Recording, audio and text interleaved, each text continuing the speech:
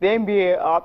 Kevin, we haven't talked about Kevin Durant for a long time, but he's in the news today. But then we'll start with the results from over the night and Sacramento Kings and Cleveland Cavaliers. What is happening to them? Their 6th loss in 8 games. Not a good one. Sacramento Kings winning that one 116 and 112. It was Aaron Afelo who dropped a 3-pointer with 17.3 seconds left in overtime, and that was how they were able to rally to win that one. And for Houston Rockets and Boston Celtics, Houston Rockets, losing and Celtics winning 120 at 109. Isaiah Thomas had 38 points and 9 assists in that one. Now, Russell Westbrook had 27 points, 12 rebounds, and 10 assists. Wow. He was able to pass Larry Bird with his 60th career triple-double. And, of course, the Thunder beating Pelican Stars by 114 to 105. That's a good one. Russell Westbrook, 23rd now. Wow. Okay. Wow, Cecilia. Gasol had a career high of 42 points, including deciding 2 free throws with 36 seconds left. Memphis were able to beat Grizzlies and sending Toronto to its 5th straight loss with 101 and 99. And Kevin Durant, that's the guy in the games between Warriors and Hornets. It was Warriors winning 113 to 103. Kevin Durant scoring 16 points of his 33 points in the 4th quarter. Steph Curry added 28 points on the 6 3-pointers in his annual homecoming game. That's the annual homecoming game for the Golden State Warriors. They were able to rally to beat Charlotte Hornets 113 and 103. Now, that's the guy I'm talking about. Well, in this particular game, played 37 minutes, points 33, rebounds 5, and blocks 4. So Kevin Durant is showing that, yes, I can actually score. I mean, these guys, they go back after a show, they go and watch it. Say, Clem Thompson, they talked about you last week. Steph, they talked about you 2 days ago. How about give this guy something to talk about? I would have given to Russell Westbrook, but it's when he doesn't make it. But so just for you, it's so funny. It's like it's irregular. KD was like, I'm the new guy here. Let me show this guy that can play basketball. But phenomenal, outstanding Russell Westbrook. What a 2017 it has turned out to be for him. The guy is becoming a beast every day. He's about gradually losing his hands. His legs are gone. Very soon this guy will start flying. Russell Westbrook right there doing all the big things for his team and the NBA. Let's see, Cecilia. I'll continue to monitor him. For me, it's not a regular season. The playoffs. Okay, that's if Thunder gets to playoffs. Now, AFCON, yes. What went down? I mean, Egypt, I think Ghana, going into that game, Avram Grant says they're going to have a 100% record because they're trying to avoid DR Congo. Sometimes they feel it's easier to actually, meet another side America than to actually meet DR Congo. Why is everyone afraid of DR Congo? But somehow they still have to meet the DR Congo because Egypt ensure that they don't want to face DR Congo. That's right. And that's why they went all out. Salah giving them that goal, and that was it. They locked up.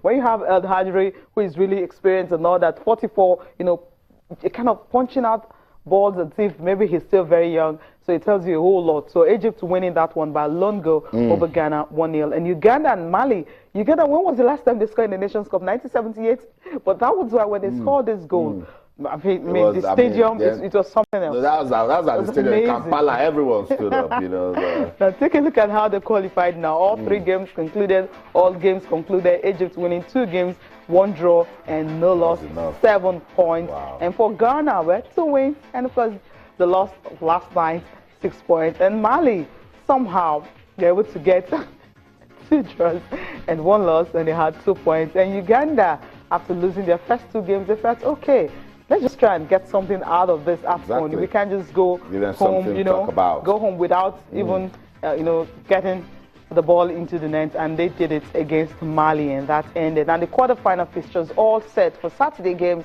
Burkina Faso and Tunisia will be in action, and Senegal and Cameroon. Okay, that's the game to watch out for Saturday. Therefore, Sunday, I don't really know what's going to happen between DR Congo and Ghana and Egypt and Morocco. Now, that's going to be very tough. Yeah, Egypt, Morocco. While Morocco, Egypt we're saying we don't want Congo DR. Morocco is a surprise package at this competition. When you have Herrera with his white shirts, expect anything.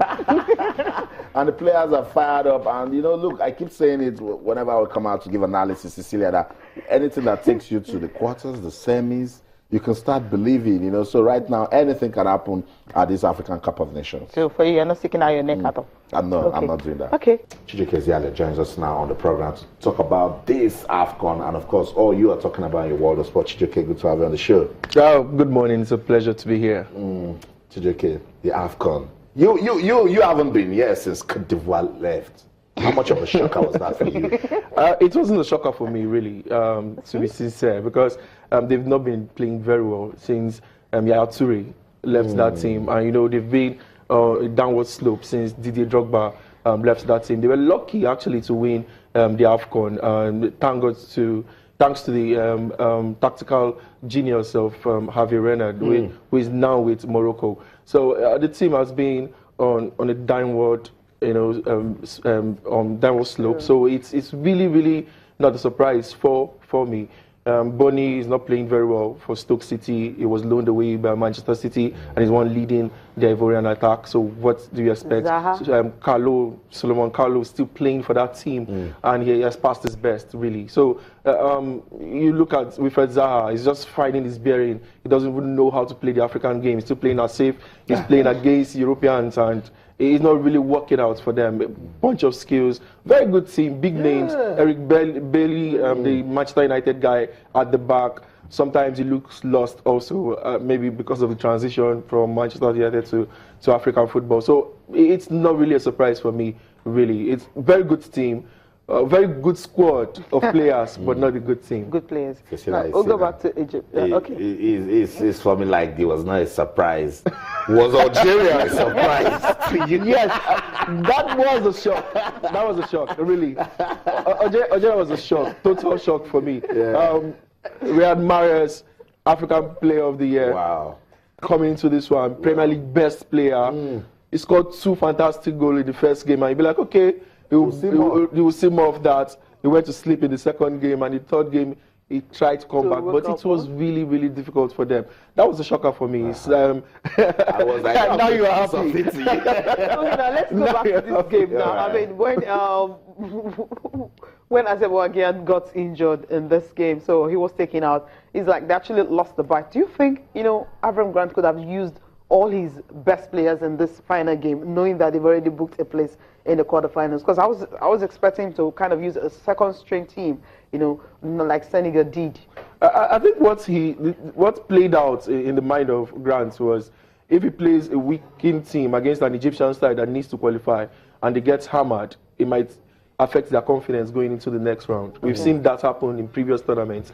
So why not just play your best team? Maybe not fight for every ball, but your best team will know how to curtail and manage the game. So 1-0 is a respectable scoreline going into the next round. But you know how these things work in African football. If you don't play your best team, the fans and the country will shout a blue murder that the coach doesn't care about the team because he's a foreign guy. But you know, Ghana gave their best shot. Gyang is always their best player, and they will miss him if he doesn't recover on time. From that groin, he suffered a groin injury there, so he was actually taken off the field. And when he was walking, you know, from the field, there was this look on his face, you know, shaking his head. I was like, does that mean the injury is that serious? Because he was really passion. You get gutted at, so I'm not going to be part of this again, or these doctors will start telling me that it's something that is... Yeah, you know, with groin injury, sometimes it might take 2 weeks. But the African players just have a way of doing it. Sometimes you might just see him just limping back and want to play the next game. You might just be surprised that he just limp back and want to play that game because he's so passionate about his country. They said when he went to Asia, he would not be invited anymore to the national team, but he still captains that side. He's still their best player. He's still the focal point of that team. And if it doesn't work, nothing works for them as it stands, even if they have their Ayew brothers and their Su and everybody playing in that team. So he's a really, really, really top figure for that Ghanaian side. How vicious and violent was that strike from Salah? Because I was like... I think it was ruthless, but if you look at that again, I think I'll blame the defenders. The wall was supposed to do their job. They didn't do their job. They moved, and it allowed the ball sailed easily into the net. It was a cheap goal at the end of the day, but the strike was vicious, and that strike could really burn any goalkeeper's hand. Like seriously, yes.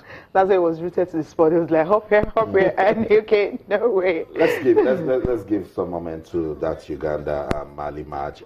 Cecilia made a valid point. Yeah, a lot of talking points. Look at this, Chijioke.